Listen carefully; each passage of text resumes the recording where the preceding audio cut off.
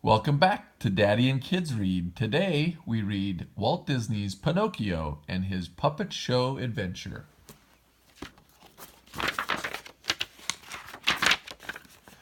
There once was a kind old man named Geppetto. He lived in a little house with his goldfish, Cleo, and his cat, Figaro. Another friend, Jiminy Cricket, lived in the house too. Geppetto could make wonderful things out of wood. One day he made a puppet that looked just like a boy. He called the puppet Pinocchio. How I wish Pinocchio was a real boy, he said. It would be fun to have a son. A good fairy heard Geppetto's wish. That night she came to his house when everyone was sleeping. She touched Pinocchio with her wand. Suddenly the little wooden puppet came to life. And what did Pinocchio do first? He tried to take Cleo out of the goldfish bowl. No, no, Pinocchio, cried Jiminy Cricket. Put that fish right back. The noise woke up Geppetto. He could not believe his eyes. There was his wooden puppet, singing and dancing. The old man was so happy he hugged Pinocchio. My son, he said, my own little wooden son. Geppetto wanted to cook breakfast for Pinocchio, but there was nothing to eat. Let me go out and buy some food, father, said Pinocchio. My, what a good boy you are, said Geppetto. The old man gave Pinocchio some money and a list of things to buy. Jiminy Cricket was so sure that Pinocchio was a good boy. I will just follow him and see, he said to himself.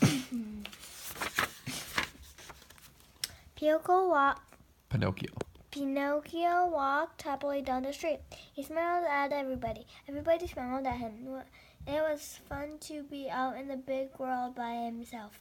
A boy named Lampwick was also out by himself. Lampwick was not a good boy. He told stories that were not true. He even stole things.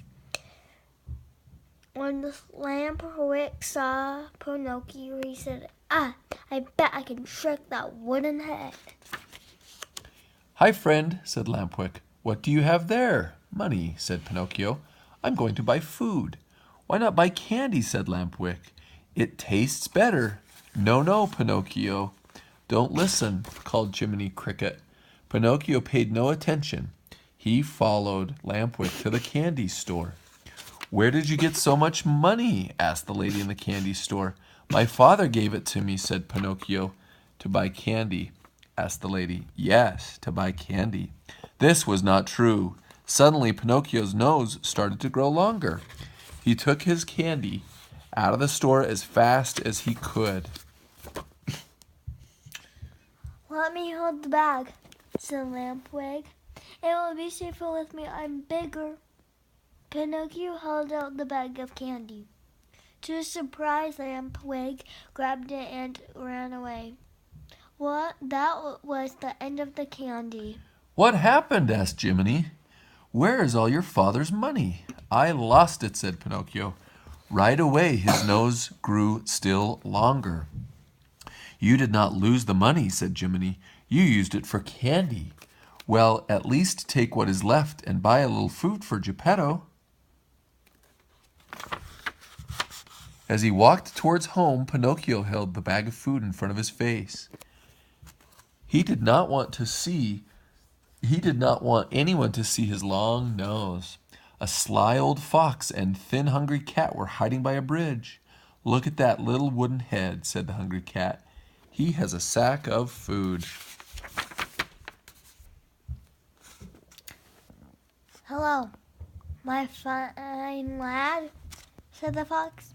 You look like just the sort of boy who might want to see a puppet show. A puppet show, cried Pinocchio. Oh yes, I surely would. How can I get it? I have a ticket, said the fox. If you give us your food, I will give you my ticket. That is your sack of food, isn't it? Oh yes, said Pinocchio. Another lie. His nose grew longer yet, but he didn't care. He had his ticket. A line of people were waiting to get into the puppet show. They got mad at Pinocchio when he bumped them with his long nose. "Better not tell any more lies," said Jiminy Cricket. "You already have too much nose for a puppet your size." Step up," called the man waiting at the ticket stand. Pinocchio stepped up. He gave the man his ticket. "This is no ticket," said the man. "It's just a piece of paper. Go away, little boy, and take your long nose with you." Poor Pinocchio, he had no money, no food, no ticket. He sat down on a box and began to cry. Just then a man peeked out of the tent. The man was Stromboli, the puppet master. My," said Stromboli, "a puppet without any strings. Can you do anything but cry, little puppet?" "I can dance and sing," said Pinocchio. "Show me," said Stromboli. Pinocchio danced. He sang. He turned cartwheels. He even stood on his head. Then Stromboli showed his puppets to Pinocchio. He pulled their strings and the puppets kicked their feet. "You don't need any strings," said Stromboli. "Come with us. You will be the star of our show." "Don't listen, Pinocchio. Go home to Geppetto," said Jiminy. But Pinocchio did not want to go home. He wanted to be a star. The show started and Pinocchio began to dance. "Look, no strings," he called. Everybody cheered, but the other puppets had strings. Pinocchio's long nose got caught in those strings. He crashed to the floor. Everybody started to laugh. Suddenly, Pinocchio was very unhappy. He did not like to have people laugh at him. "I'm not such a great star after all," he said. "I want to go home to Geppetto." "Oh, no, you're not going home," said Stromboli. "You belong to me now. This birdcage will be your home, my little long-nosed friend." "Help!" called Pinocchio from inside the cage. "Let me out!" But the puppets could not help. They could not move unless someone pulled their strings. Jiminy could not help either. He was too small, but he could get help. Jiminy ran quickly to Geppetto's house. "Geppetto," he called, "you must come save Pinocchio. Stromboli, the puppet master, has put him in a cage." "My poor little Pinocchio in a cage," said Geppetto. The old man followed Jiminy down the dark street. He was carrying a lantern in one hand. They found Pinocchio in his cage in Stromboli's tent. "Don't worry, my son," said Geppetto. "I will help you." He opened the cage and lifted Pinocchio out. Suddenly, Stromboli came running. "Thief!" he cried. "That is my puppet." "Run, Pinocchio!" shouted Geppetto. Pinocchio ran. Geppetto ran too.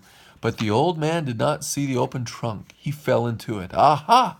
Now I have you!" shouted Stromboli in a terrible voice. "I will save you, father!" called Pinocchio. Quickly he went up the ladder to the place where the puppets were hanging. Pinocchio dropped the puppets, strings and all, onto Stromboli. The puppet master could not move. "Geppetto is safe. My good, brave Pinocchio," said Geppetto, and he hugged his little son. Fast as they could go, Geppetto, Pinocchio, and Jiminy ran off towards home. As soon as they were safe at home, Geppetto took a good look at Pinocchio. "What has happened to your nose?" he cried. "Tell him the truth now," said Jiminy. This time Pinocchio did tell the truth. He told Geppetto about everything just as it had happened. While he talked, his nose grew shorter and shorter. Finally, it was just the way Geppetto had made it. Never again, Pinocchio decided, would he tell another lie. The end. Thanks for listening, and we're checking YouTube for more Daddy and Kids Right. Bye-bye.